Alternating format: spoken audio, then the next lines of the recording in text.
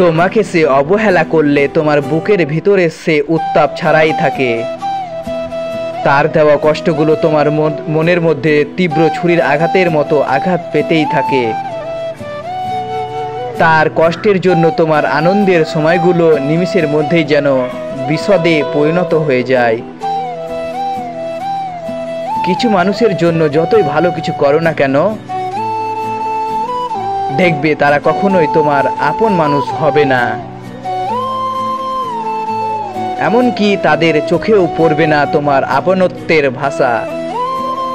অন্যদিকে কয়েকটা মানুষ থাকবে যাদের জন্য কিছু করতেই লাগেনি, অথচ ওরা ভীষণভাবে কাছের মানুষ হয়ে গিয়েছে। আসলে যে আপন হওয়ার সে এমনিতেই হয়, যে আপন নয় তাকে শত ঘষা মাজা করলেও আপন বানানো যায় না। যদি ভিডিওটি ভালো লাগে তবে অবশ্যই একটা লাইক করবেন, কারণ আপনাদের একটা লাইক আমাকে ভিডিও বানাতে আরও বেশি আগ্রহী করে তোলে। আর হ্যাঁ, আমাদের চ্যানেলে যদি নতুন হয়ে থাকেন তাহলে সাবস্ক্রাইব করতে ভুলবেন না।